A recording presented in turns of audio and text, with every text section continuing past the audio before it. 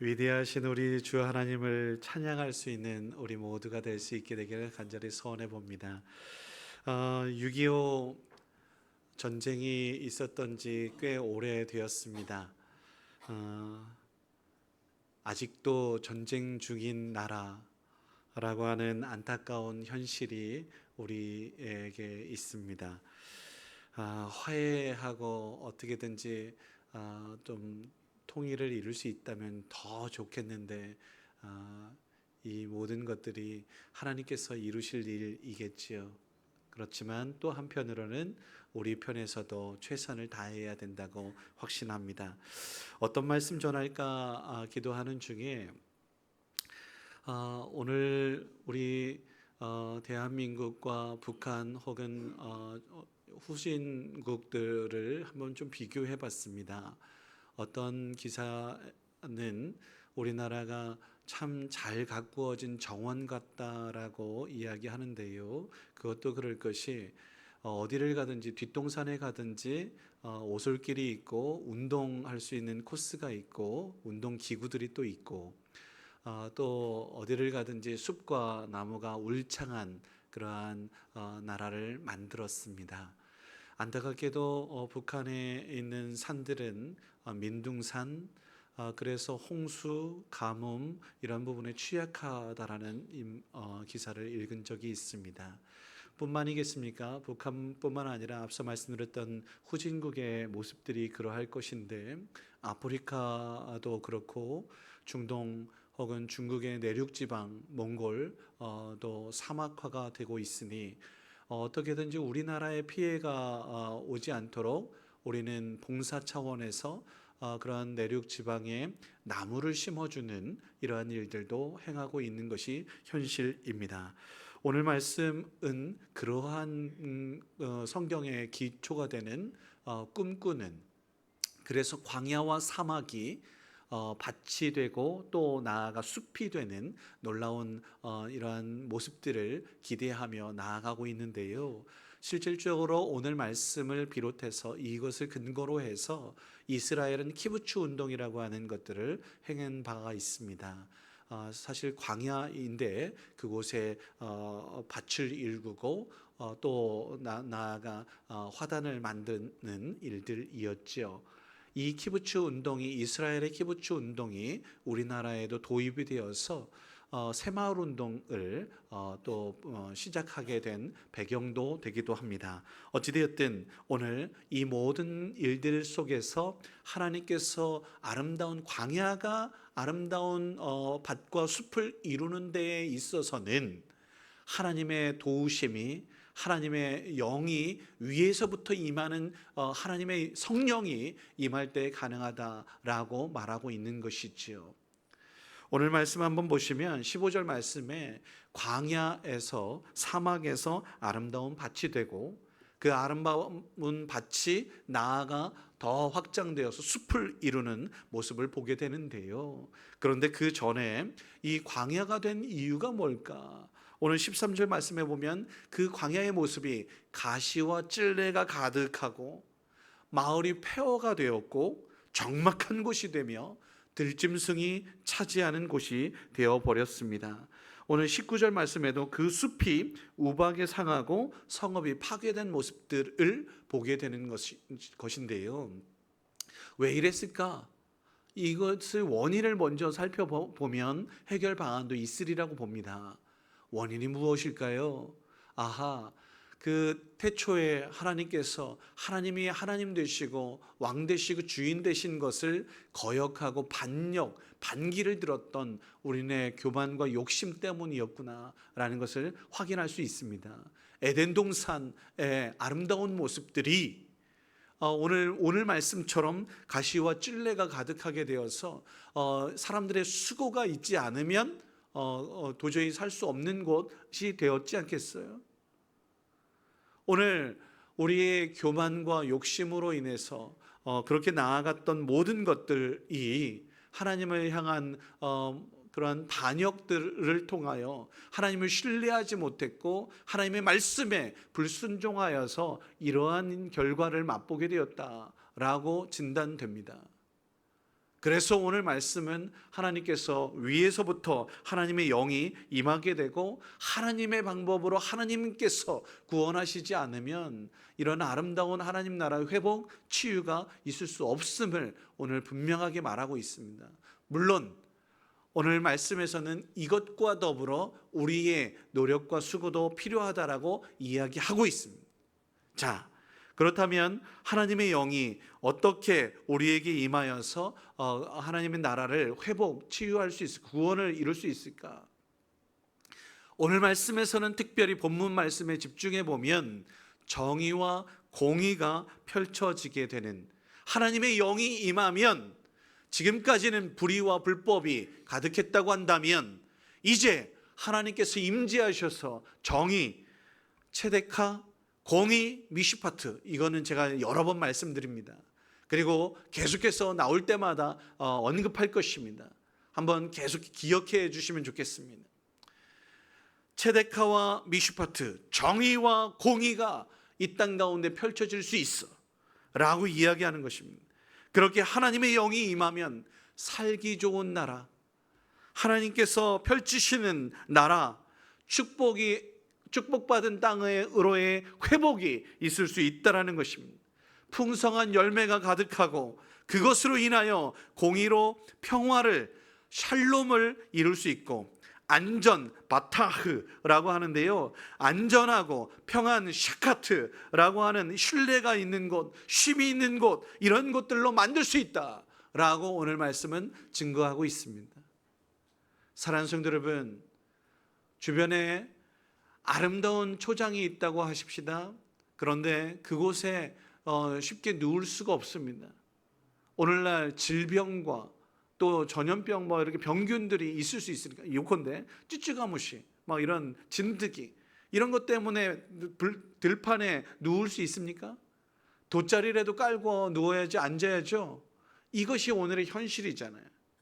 그런데 하나님 나라가 일구어지게 되면 깨어졌던 모든 것들이, 질병이, 아픔이, 고통이, 눈물이 없는 곳, 그 하나님 나라를 읽을 수 있다라고 말하고 있는 거 아니겠습니까?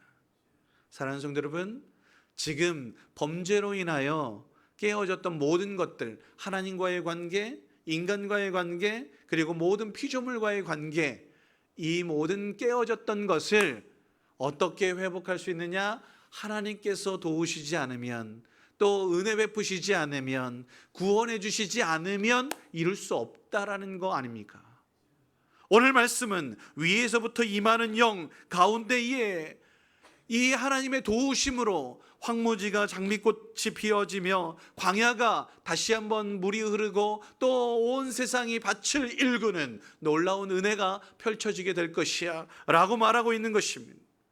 그렇게 성령님이 임하시면 우리 가운데 정의와 공의가 다시 회복되고, 이해, 용서, 사랑, 서로를 알고 또한 그러한 알매, 지혜와 지식이 가득한 모습으로 변화될 수 있다라는 희망을 이야기하고 있는 것입니다.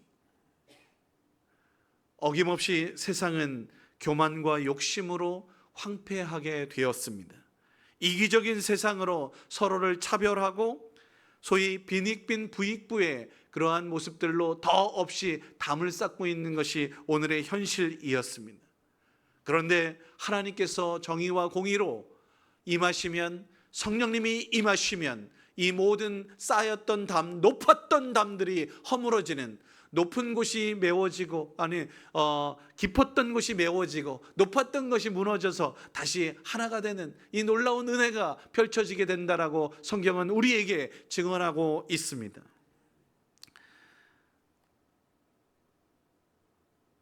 오늘 그 아름다웠던 성읍 예루살렘이 황폐하게 되었다, 적막하게 되었다 라고 하는 이 말에 오늘 특별히 6.25 민족화해주일이지 않습니까? 북한의 평양을 소위 동방의 예루살렘이라고 불렀었습니다. 그렇게 예배하는 곳이었고, 그렇게 부흥의 그 출발점, 시점이 되었던 곳이었지 않습니까? 안타깝게도 오늘의 평양은 어떤 곳입니까? 모르면 몰라도 지금도 물론 지하 교회들이 없지 않아 있겠지만 드러나는 모습 속에서는 예배가 사라지고 찬양, 기도를 할 수 있는 곳이 아니게 되었습니다. 아름다운 곳이었다라고 하지만 그곳은 하나님께서 함께 하시기에 아름다운 곳이지 않습니까? 예배와 찬양과 기쁨이 기도가 있었던 곳이기 때문에 아름다운 곳이지 않습니까? 사랑과 나눔과 그리고 또 아름다운 교제들이 있기 때문에 아름다운 곳이지 않습니까? 그곳이 메말랐고 적막한 곳이 되었다라고 하는 것은 무엇이겠습니까? 예배가 사라졌습니다. 하나님을 믿는 믿음, 그 믿음으로 기도하지 않는다라는 거 아니겠습니까? 사랑의 교제가 있지 않다라는 거 아니겠습니까? 그런데요, 오늘 평양만 그렇습니까? 우리 모습도 그렇지 않나요? 한국 교회가 그렇지 않습니까? 과거 이 땅에 전쟁 가운데 오직 하나님만 믿고 의지하겠노라, 하나님께서 다시 이렇게 세우시겠노라 라고 믿으며 기도하며 예배하며 말씀 사경회와 그리고 또한 부흥회와 또 뜨거운 찬양과 아름다운 교제와 헌신과 봉사가 있었지 않습니까? 오늘 우리에게는 이러한 예배가 있는지요? 기도가 있는지요? 교제가 있는지요? 오늘 말씀 따라 이러한 황폐하고 적막하고 서로 세상의 논리에 따라서 나아가고 있는 모습은 아닌지요? 돌아보게 된다, 이 말입니다. 오늘날 그리스도인들이 예수를 닮은 사람들인지 한번 묻고 싶습니다. 하나님의 백성이요 선민이었는지, 아니 그 사명을 제대로 감당하고 있는지 한번 묻고 싶다라는 말입니다. 최근에 보여지는 영상들 가운데, 뉴스 가운데에는 참 안타까운 교회의 현실들이, 교회의 지도자들의 타락과 어둠들이 참 많이 비춰집니다. 참 회개해야 할 때이고요, 그 어둠의 시대라고 했던 중세 시대와 다르지 않습니다. 그러나 그 어둠에도 빛이 있습니다. 말씀이 있었습니다. 개혁이 있었지 않습니까? 다시 한번 하나님께서 부어주셔서 회개의 영들을 허락하시면 다시 일어나게 되는 줄 믿습니다. 한국교회여 일어나라 라고 기도해야 할 때 우리의 현실을 자각하고 다시 한번 돌이켜서 하나님께서 부어주시는 은혜로 성령으로 제가 지난주에도 말씀드렸던 루아흐 생명과 그리고 또 아름다운 교제와 또 회복의 놀라운 역사들이 오늘도 임하게 되어서 다시 일어서는 이 땅이 될 수 있게 되기를 주의 이름으로 축원합니다. 이 안타까운 현실 가운데에 사도 바울은 외칩니다. 고린도전서 3장 말씀인데요, 너희가 하나님의 성전인 것과 하나님의 성령이 너희 안에 계시는 것을 알지 못하느냐. 누구든지 하나님의 성전을 더럽히면 하나님이 그 사람을 멸하시리라. 하나님의 성전은 거룩하니 너희도 거룩해야 되지 않겠냐 라고 말하고 있습니다. 사랑하는 성도 여러분, 우리에게 이미 임한 성령님이 계십니다. 또한 우리의 사명이 있습니다. 그 사명을 감당하지 못했던 우리의 모습을 회개하고 다시 한번 일어서야 할 때인 것입니다. 에스겔에 부어주셨던 성령의 역사를 우리 가운데도 부어주시겠다고 약속하십니다. 에스겔서 36장 26절 말씀입니다. 새 영을 너희 속에 두고 새 마음을 너희에게 주되 너희 육신에서 굳은 마음을 제하고 부드러운 마음을 줄 것이니라. 하나님께서 우리의 굳어있던 모든 것들을 다시 깨뜨리는 놀라운 역사를 우리에게 허락하시겠노라 말씀하시는 거 아니겠습니까? 어떻게 해요? 성령을 부어주심으로 인해서 새로운 마음을 부어주시기 위해서이지 않습니까? 어떻게 하면 새로운 마음, 새로운 모습으로 거듭날 수 있을까요? 이전 것은 지나갔으되 보라 새 것이 될 수 있는 비결이 무엇일까요? 오직 한 길 예수 그리스도에게 있는 줄 믿습니다. 그래서 로마서 5장 1절 말씀은 그러므로 우리가 믿음으로 의롭다 하심을 받았으니 우리 주 예수 그리스도로 말미암아 하나님과 화평을 누리자. 예수 그리스도로 인하여 화해하고 평안을 누릴 수 있는, 참 쉼을 회복할 수 있는 저와 여러분 될 수 있기를 주의 이름으로 축원합니다. 하나님께서 우리에게 영원한 안식을, 안전함을, 또한 평안함을 허락하시겠노라 말씀하십니다. 때를 따라 지키시고 보호하시겠노라, 이끄시겠노라 말씀하십니다. 예수님께서 오신 이유가 바로 여기에 있다고 저는 확신합니다. 이 땅에서 펼쳐야 할 사명이 바로 이것이죠. 에베소서 2장 13절 14절 말씀입니다.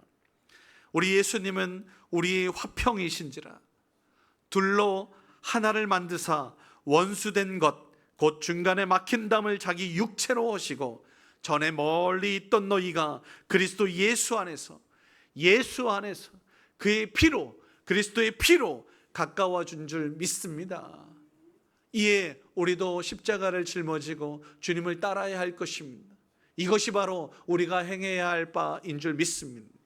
그것이 바로 오늘 말씀에서도 있으니 씨를 뿌리는 노력이요 소와 나귀를 모는 그러한 노력인 줄 믿습니다. 하나님께서 행하셨다라고 그냥 여기서 그냥 끝내버리고 아무것도 하지 않는 그러한 방임과 게으름과 나태함으로 나아가면 어찌 하나님 나라를 이룰 수 있겠습니까? 사랑하는 성도 여러분, 하나님께서 임하시겠다라고 말씀하십니다. 그리고 이미 임하신 줄 믿습니다. 이제 우리 편에서 씨를 뿌리는 노력들이 필요합니다. 그런데 그렇게 노력하다 보니 어떻게 20절 말씀에 복을 주시겠다고 말씀하세요. 복이 무엇입니까? 회복의 은혜인 줄 믿습니다.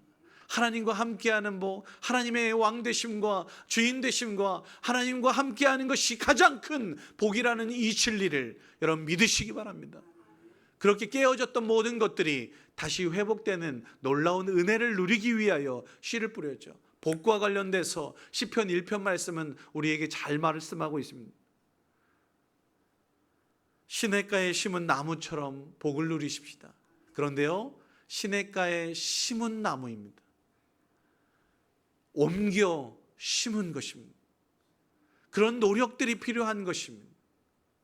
오늘 말씀도 씨를 뿌리고 또 서로 소와 나귀를 몰고 가는 이러한 은혜가 노력이 필요하다라고 분명하게 이야기하고 있는데, 오늘의 현실은, 교회는, 우리는 참으로 게으르고 나태하여서 수고 없이 영광을 누리려고 합니다. 욕심이지 않습니까? 수고도 하지 않습니다. 십자가 없이 영광만 누리려고 합니다. 이 모습들을 우리 회개하여서 다시 한번 하나님께서 원하시는 뜻을 일구어야 될 줄 믿습니다. 특별히 오늘은 민족 화해 주일입니다. 기도해야 할 때입니다. 기도 없이 어떻게 하나님의 놀라운 역사를 맛볼 수 있겠습니까? 공의와 정의에 행해야 됩니다. 불의와 불법을 자행하면서 어떻게 하나님 나라를 맛보겠다라고 이야기할 수 있겠습니까? 씨를 뿌리지도 않은데 열매만 구하려고 하는 이러한 도둑놈 심보가 어디 있습니까?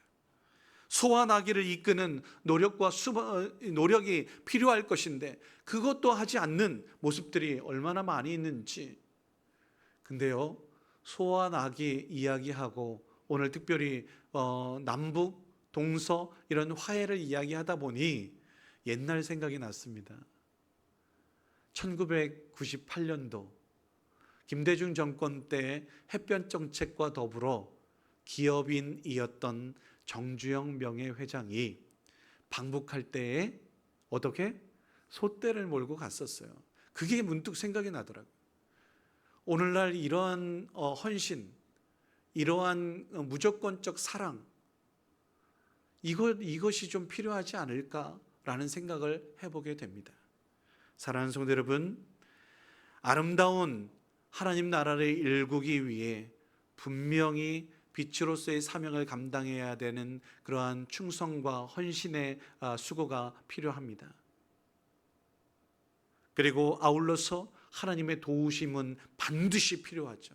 오늘 말씀은 위에서 임하는 영, 성령의 기름 부으심이 분명히 필요해 라고 말씀하면서 정의와 공의를 행하고 그것으로 인하여 또 아름다운 평화와 안전과 쉼 등 이런 것들을 이루어야 해.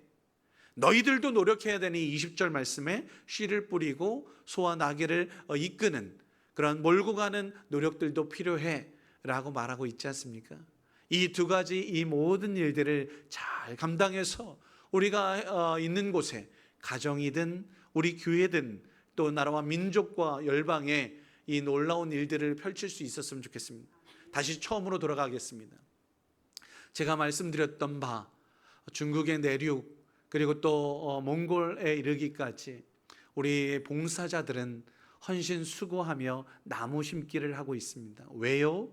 사막화를 방지하여 우리 나라까지 오는 그 황사 피해를 줄이고자 애쓰는 것 있지 않습니까? 어떻게 보면 그냥 무조건 그 뿌리가 내릴 때까지 그렇게 또 하고 하는 노력들이겠지요.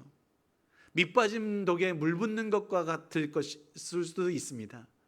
그러나 그렇게 노력하다 보면 하나님께서 또 도와주시다 보면 그곳에 나무가 밭이 또 숲이 일구어지지 않을까요? 오늘 말씀은 우리에게 그 모습을 너희들도 또 기대하는 바 또 그렇게 기도하면서 나아가야 되지 않겠니? 라고 말씀하고 있습니다. 사랑하는 성도 여러분, 아름다운 밭과 숲을 이루기 위하여 하나님의 도움은 분명히 필요합니다. 그러나 우리 편에서도 하나님의 노력이 필요하니 씨를 뿌리며 또한 열심히 앞으로 전진하는 그리고 또 무조건적 사랑, 헌신 필요하겠죠. 이 모든 것들을 잘 감당하여서 우리가 있는 곳곳마다 하나님 나라를 맛볼 수 있는, 일굴 수 있는 저와 여러분 될 수 있게 되기를 주의 이름으로 축원합니다. 기도하겠습니다. 거룩하신 아버지 하나님, 이 땅의 화해와 평화는 주님께서 위로부터 허락하시는 영에 의하여 가능한 줄 믿습니다. 아울러 우리도 노력하고 수고해야 될 줄 압니다. 최선을 다해 씨를 뿌리고 시냇가에 심는 노력들을 기울이게 하시고 주님의 뜻에 따라서 정의와 공의로 화평을 심고 평안과 안전을 위해 노력하는 우리 모두가 될 수 있도록 은혜 베풀어 주시옵소서. 성령의 아름다운 열매들을 아버지 하나님 맛볼 수 있는 주의 백성들 되게 하여 주시옵소서. 함께하여 주실 주님을 기대하며 감사하며 예수님의 이름으로 기도드립니다.